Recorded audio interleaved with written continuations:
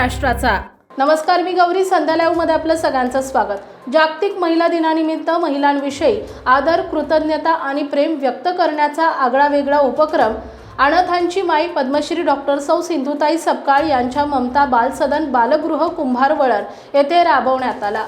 संस्थेचे अध्यक्ष दीपकदादा गायकवाड यांनी स्वयंपाकी महिला कर्मचाऱ्यांना एक दिवसाची सुट्टी देत स्वतः स्वयंपाक करून त्यांचा विशेष सन्मान केला। शिवाय महिला कर्मचाऱ्यांना गुलाब पुष्प देऊन त्यांच्या सेवेला सलाम केला। जागतिक महिला दिन उत्साहात साजरा करताना ममता बालसदन बालगृह कुंभारवळण येथे महिलांविषयी कृतज्ञता व्यक्त करणारा अनोखा उपक्रम पार पडला। संस्थेचे अध्यक्ष दीपकदादा गायकवाड यांनी स्वयंपाकी महिला कर्मचाऱ्यांना एक दिवसाची सुट्टी देऊन स्वतःच्या हातानं 80 मुली आणि 20 कर्मचारी अशा एकूण 100 जणांसाठी दिवसभराचा स्वयंपाक केला। यामध्ये सकाळचा चहा, नाश्ता, दुपारचं जेवण तसेच रात्रीचे गोड जेवण अशा सर्व भोजनाची व्यवस्था त्यांनी स्वतः केली। यावेळी महिला कर्मचाऱ्यांना गुलाब पुष्प भेट देऊन त्यांच्या सेवेला मानाचा मुजरा करण्यात आला। अनेक वर्षांपासून संस्थेत सेवा देणाऱ्या या महिलांसाठी हा उपक्रम एक आगळी वेगळी आणि अविस्मरणीय भेट ठरली आहे। पद्मश्री डॉक्टर सौ सिंधुताई सपकाळ यांचे पहिले मानसपुत्र तथा ममता बाल सदनाचे अध्यक्ष दीपकदादा गायकवाड यांच्या संकल्पनेतून हा कार्यक्रम पार पडला।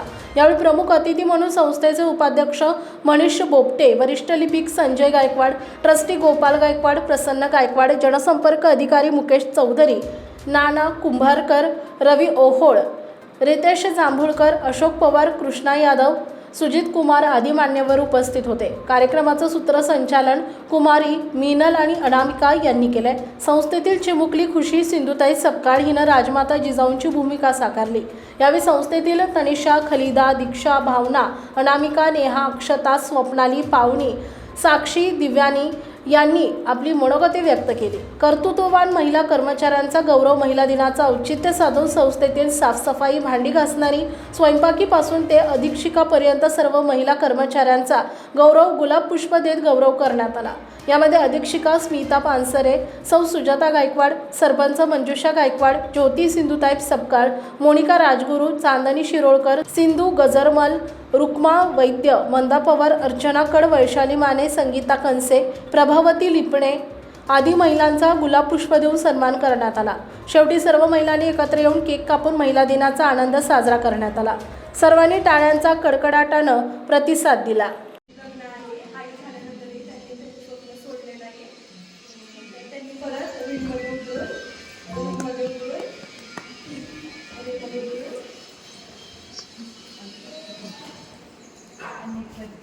अनेक पदे मिळवले।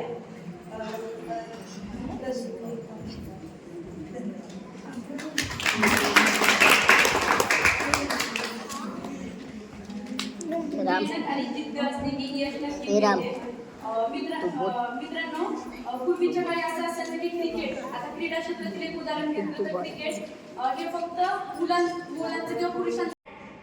मित्रांनो, ज्याला ताईतली मैत्री कळाली ते राधेचे श्याम झाले, ज्यांना ताईतली ताई कळाली ते मुक्ताईचे ज्ञानोबा झाले, ज्यांना आईतली पत्नी कळाली ते सीतामातेचे प्रभू राम झाले, ज्यांना आईतली बाई कळाली ते जिजाऊंचे पुत्र शोभा झाले।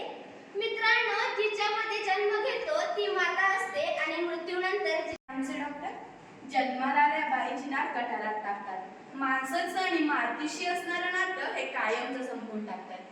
अरे, पदव्यान प्रमाणपत्र घेतलेली काही डॉक्टरे मातीशी बेईमान झाल्यात।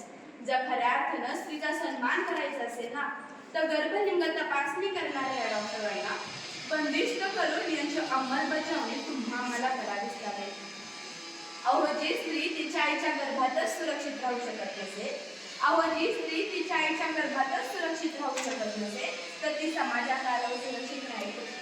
हा गंभीर प्रश्न मानव जातीच्या उज्ज्वल भविष्याचं जे मूळ आहे ना, तो म्हणजे स्त्रीचा जन्म आहे। तुम्ही म्हणाल स्त्रीचा सन्मान करावा तर कुणी करावा, केला तर कशासाठी करावा? स्त्रीचा सन्मान करून मिळणार तर काय? अरे, यदमनारे तुम पूजते ब्रह्मणते तत्र देवता। अर्थातच ज्या घरामध्ये स्त्रियांची पूजा केली जाते ना, त्या घरामध्ये देवीचं अस्तित्व असतं, अशी सांगणारी ही आमची भारताची संस्कृती। आता आमच्या या भारताच्या संस्कृतीमध्ये स्त्रियांना देवीचा सोडा, अहो मानवाचा तर सोडा, जनावरांपेक्षा नीच वागणूक दिली जाते। हे माझ्या भारताचं दुर्दैव आहे. लागली बाळा स्त्री जिथं जन्म घेते त्यांना ती दुसऱ्या घरचं धडच वाटते, कारण हुंडा म्हणून बरंच काही मिळणार असतं. एवढंच नाही तर आजीच्या उत्तरावरूनच कळलं की स्त्री असणं म्हणजे काय. ऐन तारुण्यात मैत्रिणीच्या कपाळावरचं कुंकू पुसून समाजातील दुष्ट नजरांवर मात करून लेकरासाठी जगणाऱ्या त्या स्त्रीचं सांत्वन करायला जाताना तिच्या डोळ्यातील अश्रूंनी सांगितलं की स्त्री असणं म्हणजे काय. बापाने डोक्यावर मोहीम अंतर्गत अविचारी लोकांचा कचरा काढताना कळलं की स्त्री असणं म्हणजे काय. एवढंच नव्हे तर आपल्या मायेचं छत्र हरवलं म्हणून जीवाच्या आतंकाला हंबरडा फोडून रडणाऱ्या त्या मुलाच्या डोळ्यातील अश्रूंनी सांगितलं की स्त्री असणं म्हणजे काय.